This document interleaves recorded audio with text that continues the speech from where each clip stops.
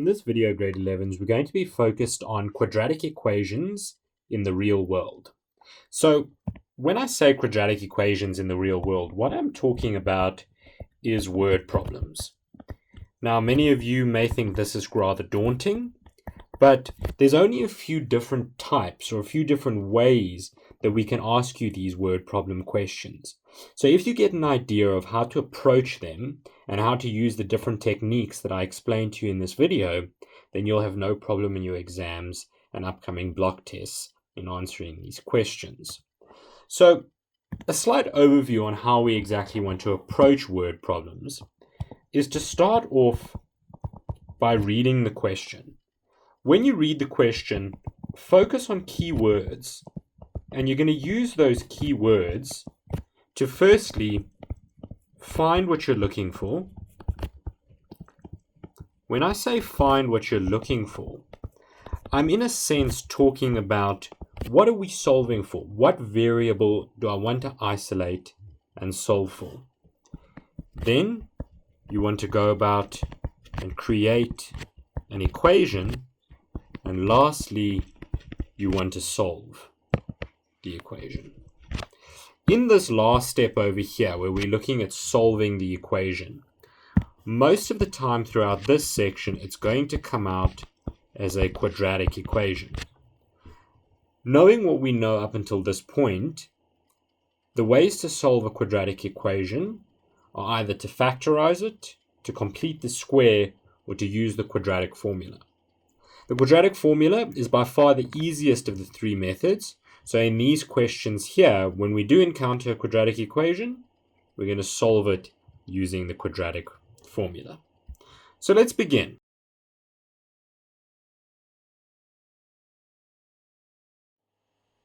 The first question that we're going to look at says, a group of grade 11 learners goes out for lunch to celebrate their maths results.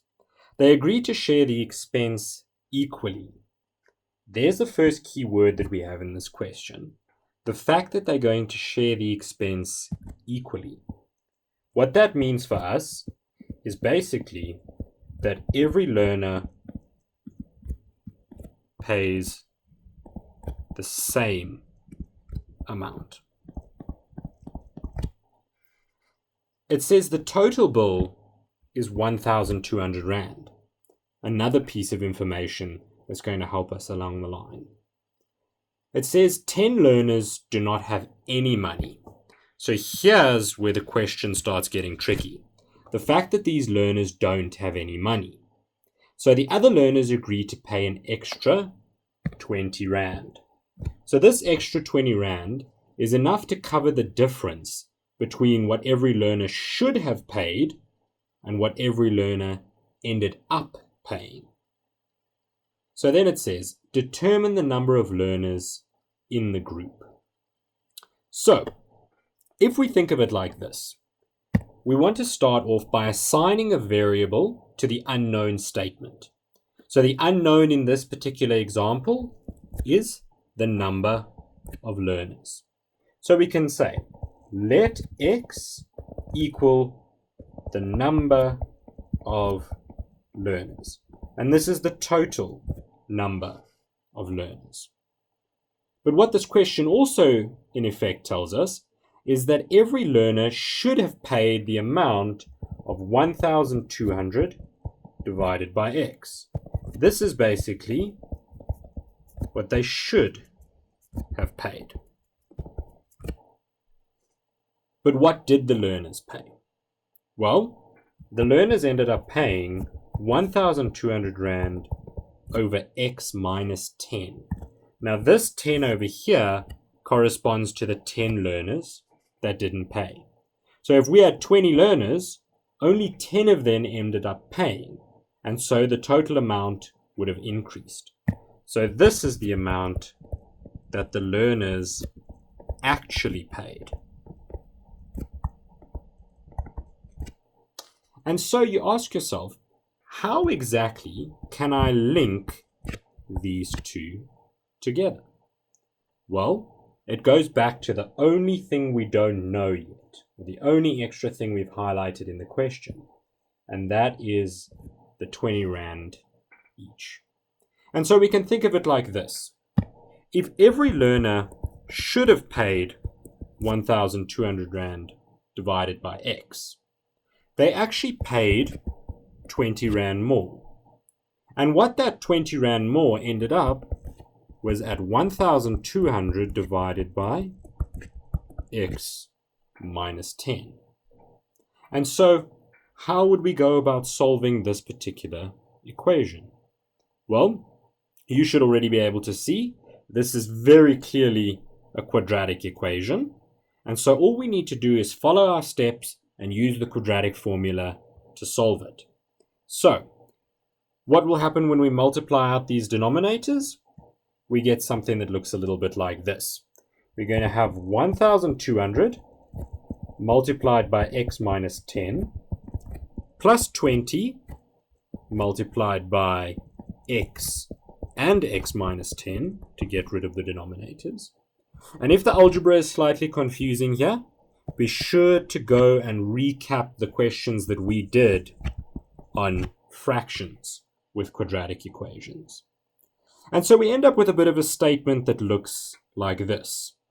If we go and simplify it, we will get the following. We get the following equation.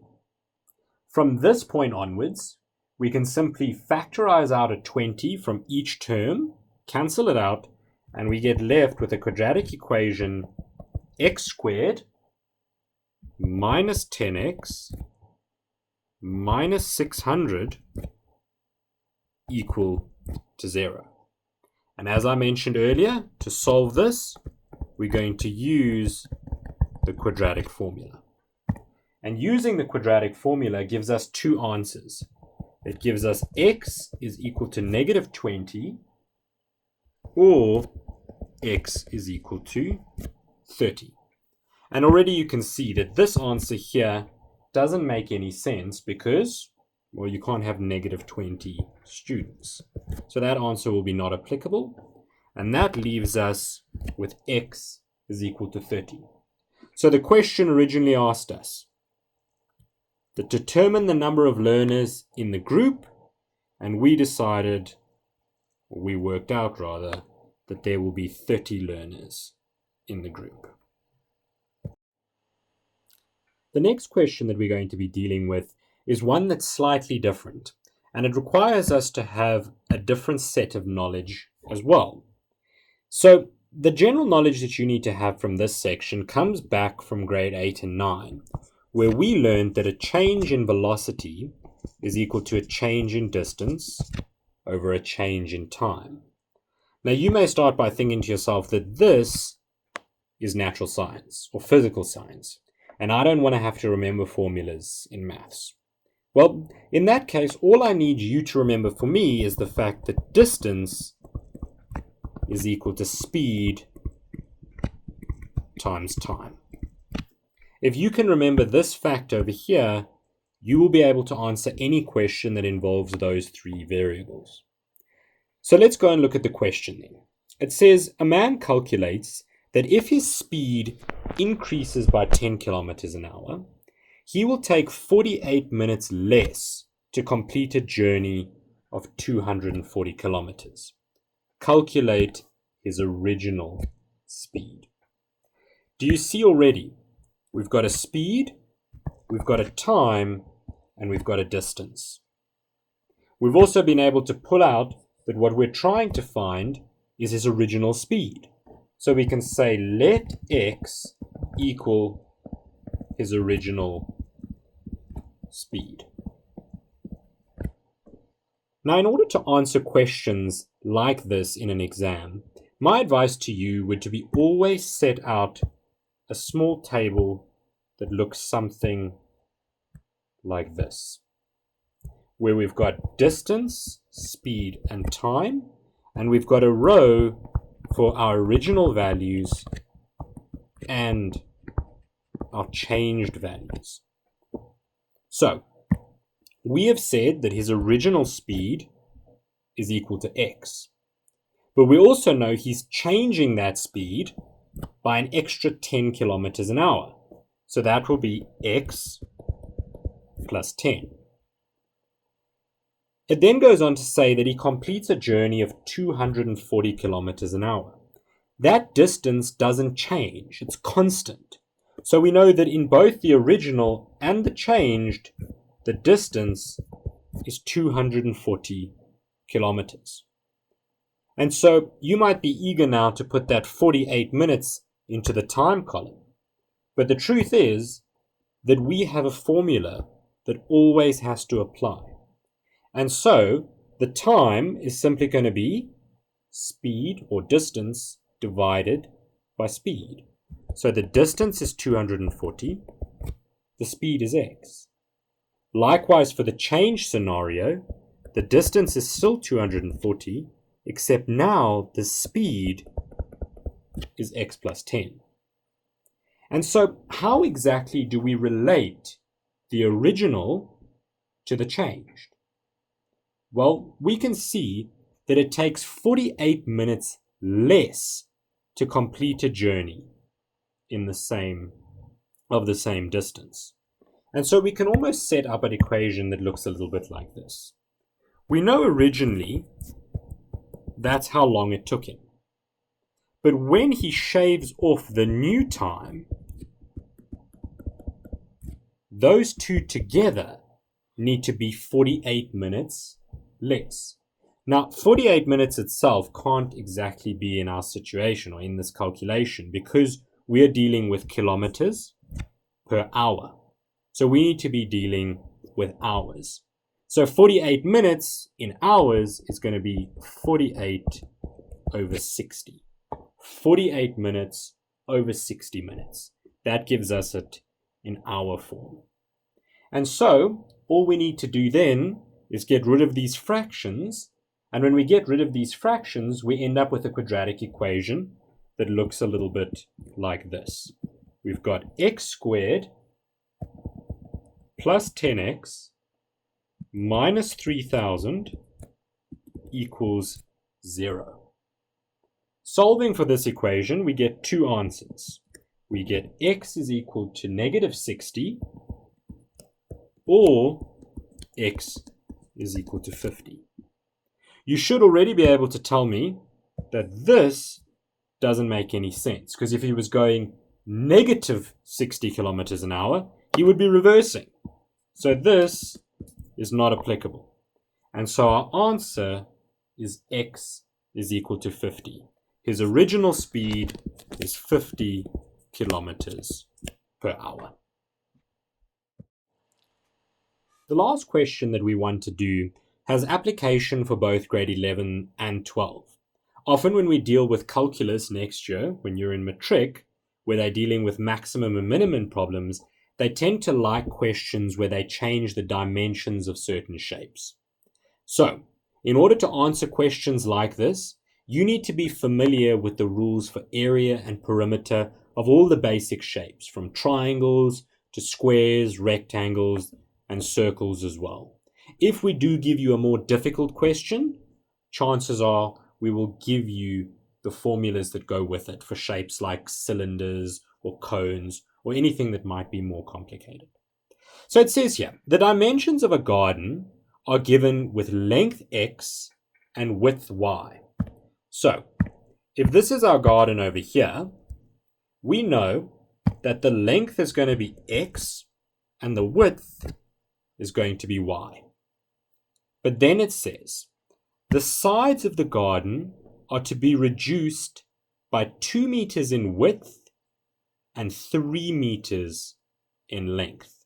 So, if we draw in our new dimensions, we're going to get something a little bit different. We know that the width is reduced by 2. So we've got the width, which is y, reduced by 2 meters, becoming y minus 2. Likewise, for the length, it's being reduced by 3 meters. So we've got the length of x becoming 3 meters shorter, x minus 3. Then it says, and here's where it gets tricky for us, the area of the new garden will be 18 meters squared. So basically, the area in the new garden will be 18 meters squared. So let's work out what that'll be first. We know that it's a rectangle, so we know that area is going to be length times breadth, or we could even think of it as length times width in this case. So length times width is simply going to be the length, which is x minus 3, multiplied by the width, which will be y minus 2. And those together are 18 meters squared. So this here is our first equation. But what do you immediately notice? I hope you see we have two variables. So the fact that we have two variables means that we might have to solve this equation by means of simultaneous equations. The next bit says, if the perimeter of the original garden is 48 meters, determine the dimensions of that original garden. So in other words, determine x and y. That's what they're asking us to do here. So how does this perimeter help us out? You should know that perimeter of any rectangular shape, all we do is we go and add up the length of each side. So in that case, we should be able to see that perimeter, in this case, is going to equal y plus x plus x. And that gives us something that looks a bit like this. The 48 meter perimeter from over there is equal to 2y plus 2x. We can simplify this equation a little bit more and get something that looks like this. 24 is equal to y plus x. All I've done is divide every term there by 2. So we have our two equations. We've got equation number 1 and equation number 2. How will we go about solving this kind of a question? Well, it's a simultaneous equation, so we make sure that we take equation 1 and we move it into equation 2, or we take equation 2 and we move it into equation 1. So this second equation here can be manipulated to say that y is equal to 24 minus x. So I'm going to say sub equation 2 into equation 1. What that's going to give us is something that looks a little bit like this. 18 is equal to x minus 3, and wherever we see y in this original equation, we substitute 24 minus x. So it's going to be 24 minus x and then minus 2. So that will then give us 18 is equal to x minus 3 and then 22 minus x. Again, we can see this has taken the form of a quadratic equation. And when we multiply this out, we get the following, that 0 is equal to minus x squared plus 25x minus 84 is equal to 0. We can then go ahead and solve for x, and we get that x is equal to 21 or x is equal to 4. But again, we have two answers to this question, and we're also going to have two answers for y. So we simply take this answer and this answer and we move it back into our first equation, and that gives us the final answers of when x is equal to 21, y is equal to 3, or when x is equal to 4, y is equal to 20. And so your answer will be the dimensions of the original garden are either 21 meters in length and 3 meters in width, or 4 meters in length and 20 meters in width.